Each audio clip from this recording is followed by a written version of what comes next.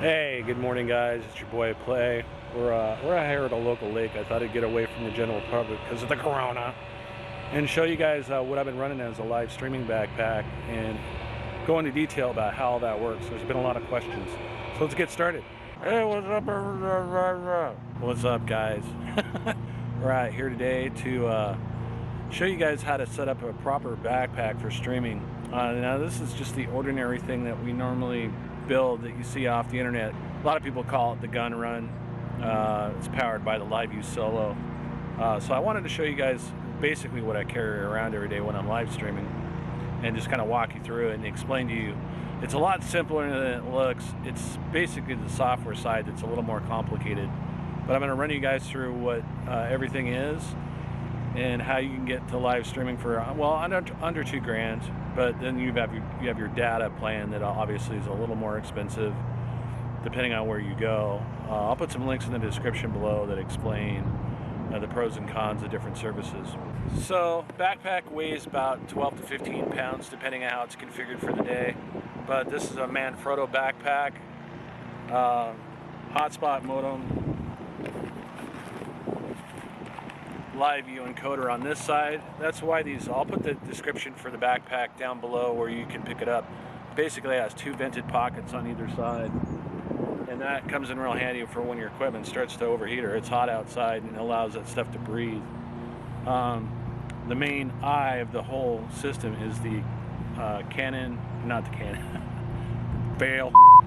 Sony AS300. It's one of the best cameras for image stabilization. I kind of count it as the streamer's flip cam. The audio is amazing. The image stabilization is amazing. It's just an all-around good camera. Now, a lot of people have used other cameras, GoPros, different action cams and everything else, but everybody always falls back on this bad boy because it's just, trust me, it's the camera you want to get. They do make a 4K version. It basically has the same setup except that it does 4K. It's a little bigger, a little bit taller. And if you want that 4K, but only YouTube supports the live streaming of 4K at this point, and you really need a lot of data to push that. So stick with the standard 1080p setup. But let me walk you through this and how it works. So basically, what you have your camera, you have a power cable, which is USB, and a mini HDMI connection that goes to your encoder. Now, the encoder itself has a larger or full-size HDMI input, so you can basically, any camera that will output HDMI, you can connect to this LiveView. So all the cabling is routed inside the bag. Some people run it on the outside, but I'll show you how I've done it. And I'll explain to you how the LiveView works. And the LiveView is the encoder. Basically what that does is take the signal from the camera, encode it, and push it out over modems or hotspots, internet connections. So like if you're at an event and they have Wi-Fi, you can connect the Wi-Fi. If you have a cable internet, like a network cable, you can plug it into this. If you have a USB hotspot modem, you can plug it into this. It has two USBs, one Ethernet, and one Wi-Fi, so you can have up to 4. So you've got, what's beyond triple, quadruple redundancy. So that gives you the ability to have multiple carriers. So say you're in one specific area and you're getting really good T-Mobile, or you're in one area that gets really good Verizon or AT&T or whatever you might use, depending on your country. That allows you to have redundancy, basically. If one isn't doing its job, it'll kick over to the other one and basically combine those together. They'll bond those signals together and give you a really crisp and clear, consistent, reliable connection, unlike a phone where you're jumping from tower to tower to tower. So you have a better chance of having that redundancy. The other thing that's really important is our 50,000 milliamp brick battery for charging laptops. The reason being is that you want to make sure that you have those connections.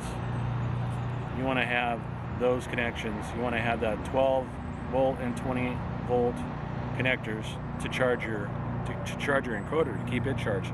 Now it does have a battery in it. They've rated it, I believe, to 2 hours, and it's not swappable. It is built into it. I'm hoping that in the future, their next models, they will come out with those. So there's your charging port that goes to that big battery. There's your Ethernet and a USB. There is a headphone jack. They haven't really told us what it's for. It's something built in redundantly for the future.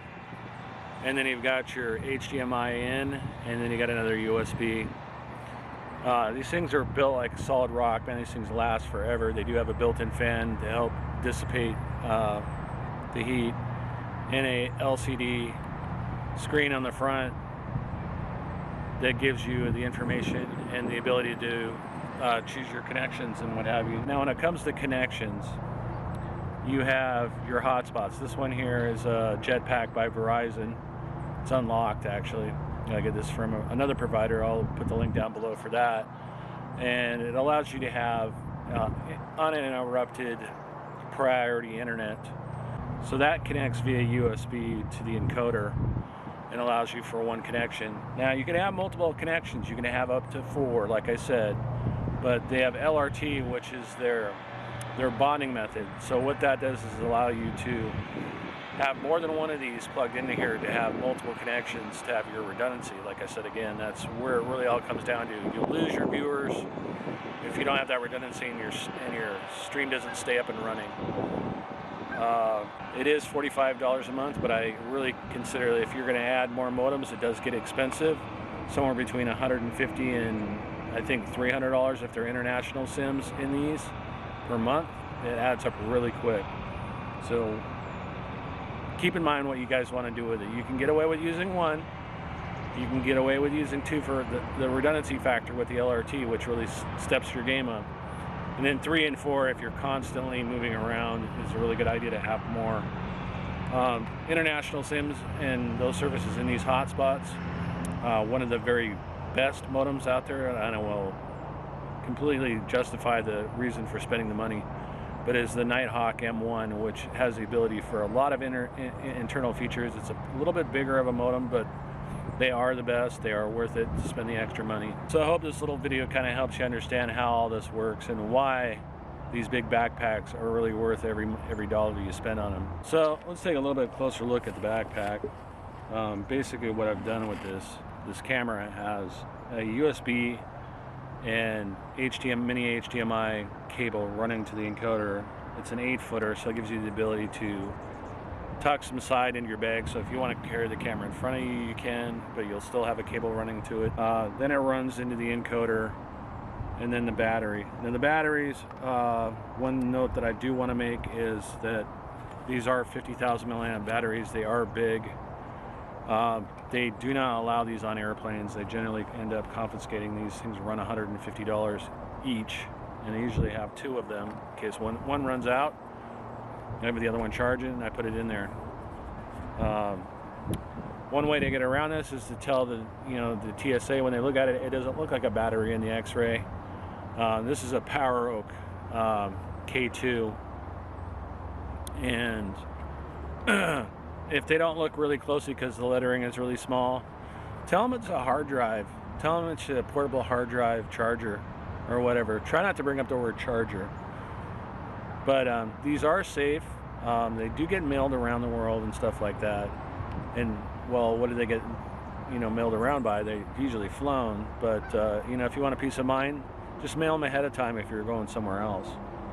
If you're traveling, which is what a lot of this has to do with this whole streaming thing. You know what I mean? If you guys really want a lot more information on the technical side of the server-based system, basically what that means is that you have your own RTMP service that allows you to swap scenes out and change scenes and do things on the fly with your phone when you're out. You can actually manually control this stuff because there really isn't a set system out there right now that allows you to be able to do that unless you have someone there and doing it for you, which would be amazing if that was a thing. But yeah, if you guys want to see a video about that and a little more explanation of how the details of that work, let me know in the comments and I'll make that. We'll sit in the studio and I'll explain how all that works, because there is quite a steep learning curve on how all that works, because this is basically broadcast stream quality television studio equipment made for the consumer. The company is LiveView. I'll put their link in the description down below. Hit them up on Twitter. They are always happy to answer questions. And anyway, I hope you guys enjoyed this video and the explanation. I'll see you guys in the next one. I'm going to go enjoy this lake now and live stream it. Later, guys.